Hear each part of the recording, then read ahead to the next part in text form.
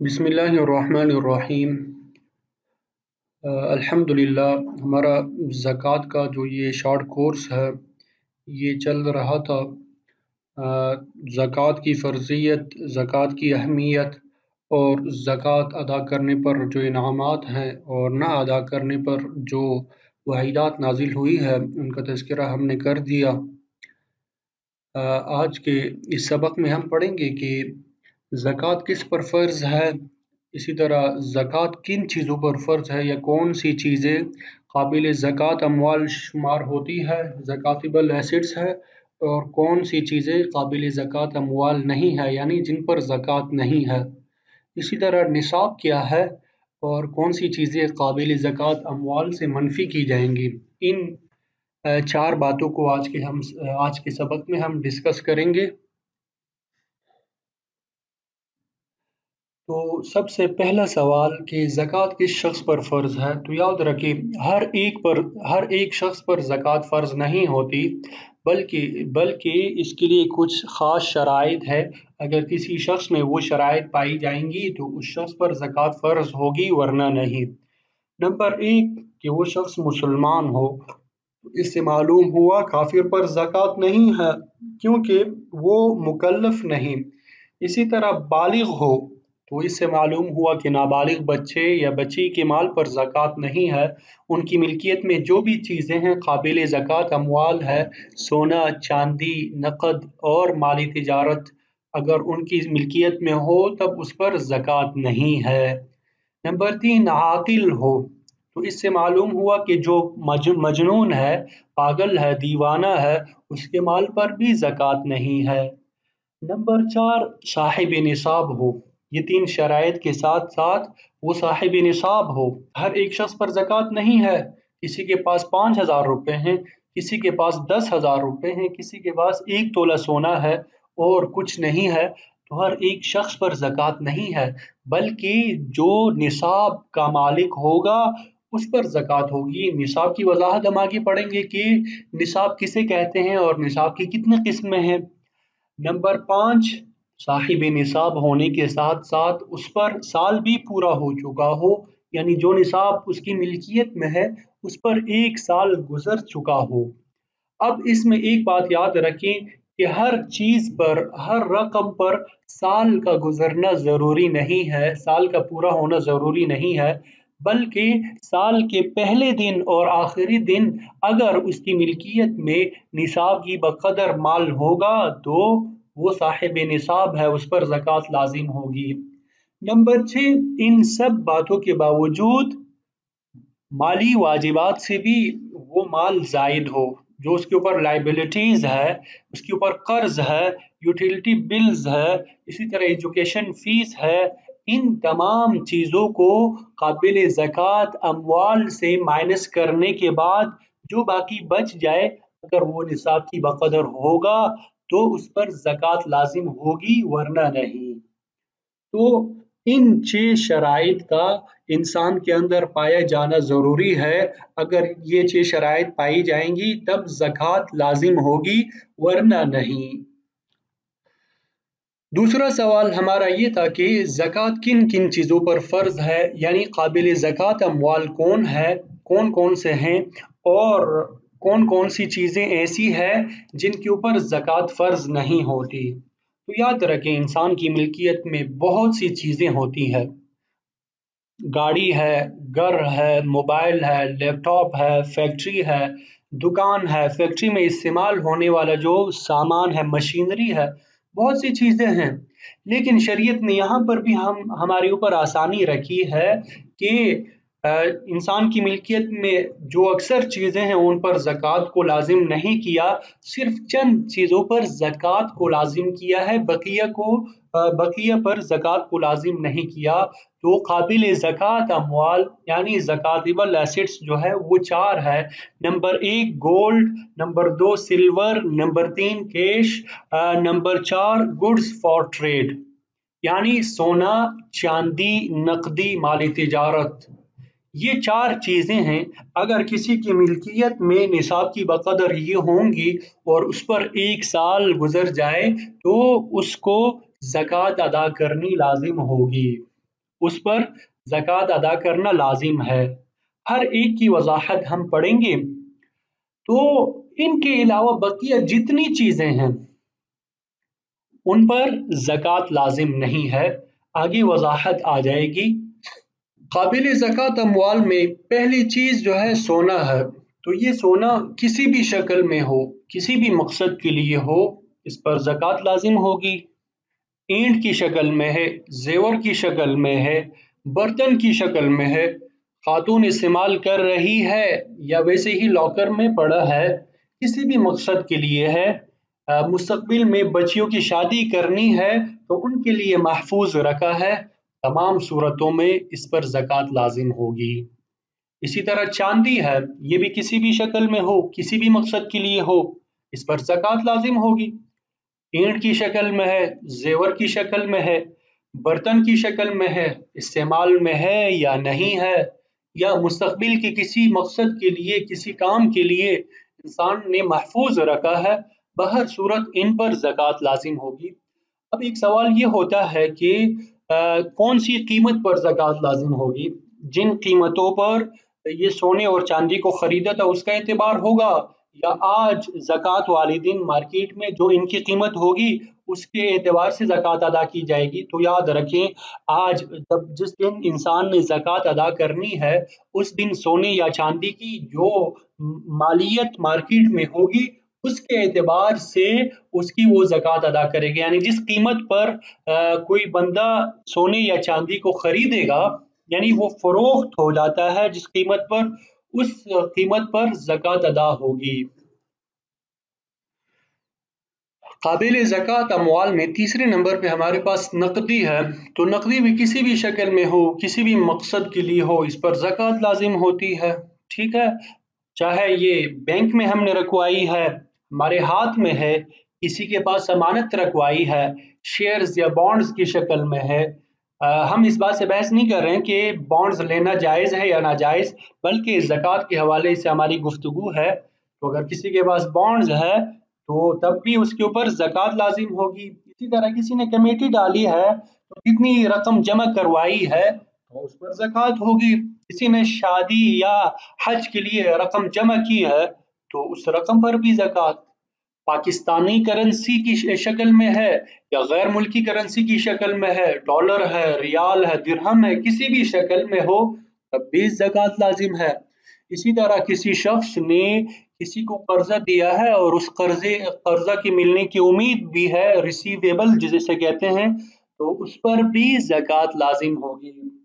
इसी तरह किसी शख्स ने कोई इंश्योरेंस पॉलिसी ली है, प्रीमियम जमा करवाता है, तो जितनी प्रीमियम उसने जमा करवाए हैं उस पर ज़कात लाजिम होगी। अगरचे इंश्योरेंस करवाना ये नाजायज़ और हराम है, इससे इज्तिनाब करना ज़रूरी है, लेकिन अगर किसी ने गलती कर ली है तो जितनी रकम वो जमा करवा चुका है उसकी वो ज़कात अदा करेगा, और बकिया जो जायद रकम उसे मिलेगा उसको बगैर नियत ये सवाब के वो सदका करना ज़रूरी है, क्योंकि वो माल हराम है। काबिल ज़कात अमवाल में चौथे नंबर पर माली तिजारत है। तो माली तिजारत की तारीफ को आपने समझना है, बहुत अहम है ये। जो भी चीज़ आगे बेचने की नीयत से खरीदी जाए और ज़कात वाले दिन तक ये नीयत बरकरार हो तो उसे माली तिजारत कहते हैं। तो इसमें दो बातें हमारे सामने आई, ये खरीदते वक्त बेचने की नीयत हो, नंबर दो ज़कात वाले दिन तक वो नीयत बरकरार रहे तो वो माली तिजारत है। तो जिस चीज़ में ये दो शराइत पाई जाएं तो वो माली तिजारत है। अमूमन हमारे यहाँ ये मशहूर है कि ताजिर के पास जो माल फरोख्त के लिए रखा होता है वो माली तिजारत है, लेकिन शरीयत की इस्तिलाह में हर वो चीज़ जो बेचने की नीयत से खरीदी जाए और ज़कात वाले दिन तक उसकी बेचने की नीयत हो उस पर ज़कात लाजिम है, वो माली तिजारत है। मसलन किसी शख्स ने मोबाइल खरीदते वक्त बेचने की नीयत कर दी, तो अगर इसका कारोबार मोबाइल का ना भी हो तो ये मोबाइल जो है ये माली तिजारत शुमार होगा, और साल गुजरने के बाद अगर निसाब की बकदर इसके पास अमवाल ज़कात है तो उस पर ज़कात लाजिम होगी। تو یہ مالی تجارت ایسی چیز ہے کہ دنیا کی ہر چیز اس میں داخل ہو سکتی ہے۔ کوئی بندہ پلاٹ خریدتا ہے بیچنے کی نیت سے، اور اس کی نیت برقرار بھی ہے زکوٰۃ والے دن تک، تو یہ مالی تجارت ہے۔ اسی طرح کوئی بندہ لیپ ٹاپ خریدتا ہے، گاڑی خریدتا ہے، گھر خریدتا ہے، کوئی بھی قیمتی چیز وہ اس نیت سے خریدتا ہے کہ وہ بیچے گا، اور زکوٰۃ والے دن تک بیچنے کی نیت برقرار ہے، تو مالی تجارت میں یہ شمار ہوگا۔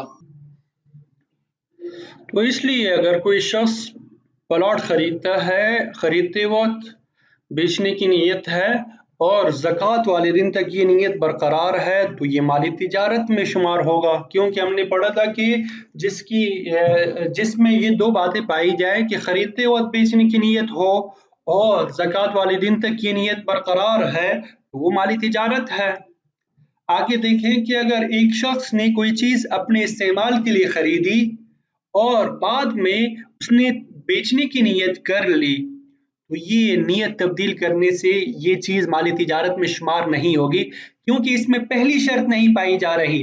مالی تجارت میں ہم نے پڑھا تھا کہ شروع ہی میں بیچنے کی نیت ہو، تو یہاں پہ خریدتے وقت بیچنے کی نیت نہیں ہے، اگرچہ بعد میں نیت تبدیل ہو گئی ہے، بیچنے کی نیت ہو گئی ہے، لیکن اس کے باوجود یہ مالی تجارت نہیں ہوگی۔ اسی طرح ایک بندے نے کوئی چیز خریدتے وقت بیچنے کی نیت سے خریدی، لیکن بعد میں اس کی نیت تبدیل ہو گئی اور اس کو اپنے استعمال میں بنا لیا، اپنے استعمال کے لیے رکھ لیا، تو یہ چیز بھی مالی تجارت میں شمار نہیں ہوگی، کیونکہ یہاں پہ دوسری شرط نہیں پائی جا رہی مالی تجارت کی کہ نیت زکوٰۃ والے دن تک بیچنے کی برقرار ہو، تو چونکہ اس نے نیت تبدیل کر دی، اس چیز کو اپنے استعمال میں لایا، اس لیے وہ چیز مالی تجارت میں شمار نہیں ہوگی۔ تو مالی تجارت کی تعریف سے ہمارے بہت سے مسائل حل ہو گئے۔ بس آپ نے یہ یاد رکھنا ہے کہ جب بھی کوئی چیز آپ خریدے، آپ کی نیت بیچنے کی ہے، خریدتے وقت بیچنے کی نیت ہے اور زکوٰۃ والے دن تک بیچنے کی نیت برقرار ہے، تو یہ مالی تجارت میں شمار ہوگی اور اس کی زکوٰۃ ادا کریں گے۔ تو ابھی ہم نے دیکھا کہ قابل زکوٰۃ اموال صرف 4 ہے: سونا ہے، چاندی ہے، نقد رقم ہے، مالی تجارت۔ یہ 4 چیزیں اموال زکوٰۃ شمار ہوتی ہے۔ اس کے علاوہ بقیہ جتنی چیزیں ہیں، چاہے جتنی قیمتی کیوں نہ ہو، ان پر زکوٰۃ نہیں ہے۔ مثلا ہیرے ہے، جواہرات ہے، جہاز ہے، مہنگے فرنیچر ہوتے ہیں، یا اسی طریقے سے مشینری ہوتی ہے، اگر وہ بیچنے کی نیت سے نہ خریدی جائے، اپنے استعمال کے لیے خریدی جائے، تو ان پر زکوٰۃ لازم نہیں ہوگی۔ تیسرا سوال ہمارا یہ تھا کہ نصاب کیا ہے؟ تو نصاب کے بارے میں یاد رکھیں کہ وہ مخصوص مقدار جس کا مالک ہونے پر زکوٰۃ فرض ہوتی ہے، اسے نصاب کہتے ہیں۔ اب یہ نصاب 2 قسم پر عموماً مشتمل ہوتا ہے۔ ایک نصاب تو وہ ہے جس کے ذریعے انسان یہ معلوم کرے کہ اس پر زکوٰۃ لازم ہے یا نہیں، یعنی جس کے ذریعے انسان یہ فیصلہ کرے کہ میرے اوپر زکوٰۃ لازم ہے یا نہیں، ایک نصاب تو یہ ہے۔ دوسرا نصاب یہ ہے کہ جس کے ذریعے انسان یہ فیصلہ کرے کہ آیا وہ مستحق زکوٰۃ ہے یا نہیں، یا کوئی دوسرا بندہ جس کو وہ زکوٰۃ دینا چاہ رہا ہے وہ مستحق زکوٰۃ ہے یا نہیں۔ تو ہمارے پاس یہ 2 نصاب ہے۔ پہلا نصاب جو ہے اس کو ہم تعبیر کریں گے نصاب برائے وجوب زکوٰۃ، یعنی وہ نصاب جس کے ذریعے زکوٰۃ واجب ہوتی ہے، لازم ہوتی ہے۔ تو یاد رکھیں ابھی ہم نے پڑھا کہ اموال زکوٰۃ جو ہے، زکاتبل ایسٹس 4 ہے، ان کو ہم نے یہاں لکھا ہے: سونا، چاندی، نقدی، مالی تجارت۔ پھر آگے نیچے ہر ایک کے خانے میں ہم نے فل کیا ہوا ہے، رنگ دیا ہے ہر ایک کے خانے کو۔ سونا یہ بالکل ہم نے یہ فل کیا ہے، مطلب یہ کہ صرف سونا ہے، باقی چیزیں نہیں ہے۔ چاندی ہے، باقی جو ہے خانے فل نہیں ہے، باقی چیزیں نہیں ہے۔ تیسرے نمبر پہ سونا اور چاندی دونوں ہے، باقی چیزیں نہیں ہے۔ چوتھے نمبر پہ چاندی، نقدی، مالی تجارت تینوں ہے، صرف سونا نہیں ہے۔ اور چوتھے خانے میں तमाम अमवाल ज़कात मौजूद है, सोना भी है, चांदी भी है, नकदी भी है, माल तिजारत भी है। तो अगर किसी की मिल्कियत में सिर्फ सोना है, अगर किसी की मिल्कियत में सिर्फ सोना है और उसकी मिकदार 7.5 तोला है, तो उस पर ज़कात लाजिम होगी। साल गुजरने पर वो ज़कात अदा करेगा, क्योंकि साहिब निसाब बन गया। यानी सिर्फ सोना हो और उसके अलावा काबिल ज़कात अमवाल में कोई और चीज़ नहीं है, तो 7.5 तोला सोना होने पर वो ज़कात अदा करेगा। नंबर 2, अगर किसी की मिल्कियत में सिर्फ चांदी है, बकिया कोई चीज़ नहीं है, तो अगर इसकी मिकदार 52.5 तोला चांदी तक पहुँचे तो इस पर ज़कात होगी, वो साहिब निसाब होगा। साल गुजरने पर वो उसकी ज़कात अदा करेगा। यहाँ ये बात याद रखें, जब हम अहादीस मुबारक का मुताला करते हैं तो सोने के बारे में आप सल्लल्लाहु अलैहि वसल्लम ने फरमाया कि अगर उसकी मिकदार 20 दीनार तक पहुंच जाए तो उस पर ज़कात लाजिम होती है। चांदी के बारे में ये फरमाया कि अगर उसकी मिकदार 200 दिरहम तक पहुंचती है तो उस पर ज़कात लाजिम होगी। अल्लाह ताला हमारे उलमाए किराम फुक़हाए इज़ाम को जज़ाए खैर नसीब फरमाए। जब दीनार और दिरहम का ज़माना ख़त्म होने लगा तो उस वक्त उन्होंने दीनार और दिरहम में जो मिकदार थी उनको महफूज किया और उनको तोला में तब्दील किया। 20 दीनार जो है उसको 7.5 तोले में तब्दील किया और 200 दिरहम जो है उसकी मिकदार को मालूम करके बता दिया कि 52.5 तोला 52.5 तोला होता है उसमें। फिर जब एशारी निज़ाम आया तो आगे ग्राम में भी तब्दील करके बता दिया। 87 ग्राम 47 मिलीग्राम। इसी तरह चांदी जो है 612 ग्राम 35 मिलीग्राम। तो इनकी तफसीलात जो है अवज़ान शरइया मुफ्ती आज़म पाकिस्तान मुफ्ती शफी साहब रहमतुल्लाह अलैह की किताब है, उसमें ये तमाम तफसीलात मौजूद है कि दीनार को तोले में कैसे तब्दील किया जाता है और फिर ग्राम में कैसे तब्दील किया जाता है।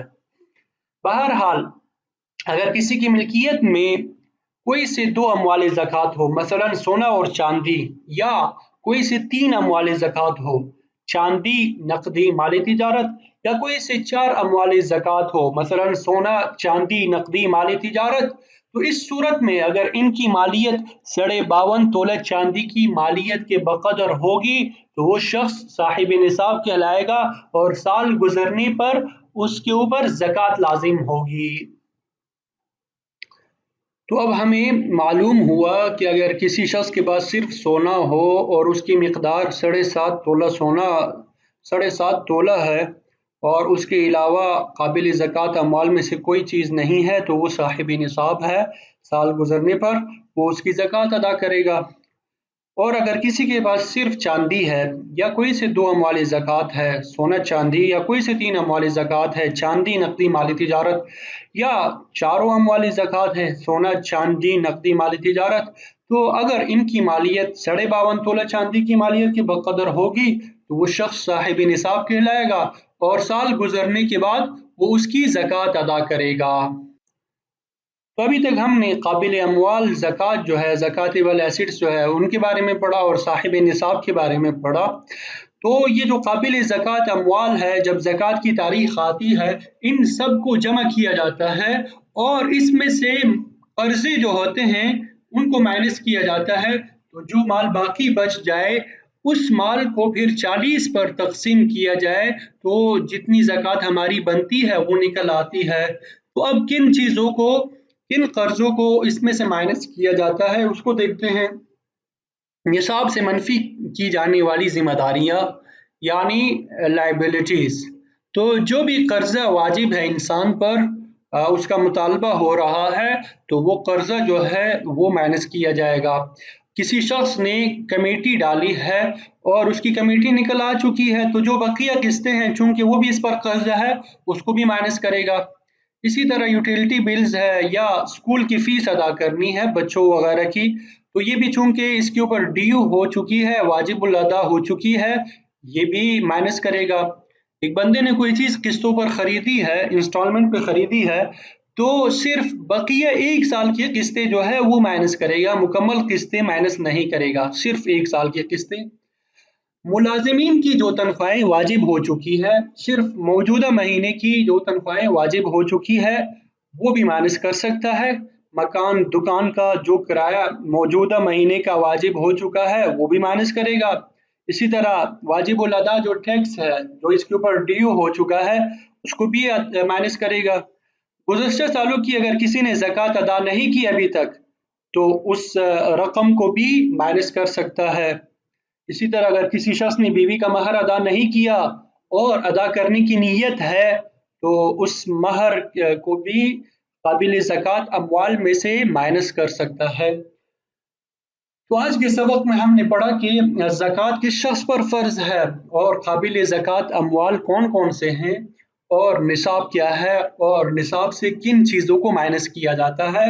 इनको आप गौर से पढ़ें, सीखें और फिर इनको ज़ुबानी याद करें। अल्लाह ताला हमें दीन की सही फ़हम अता फ़रमाए। जज़ाकल्लाहु खैरा।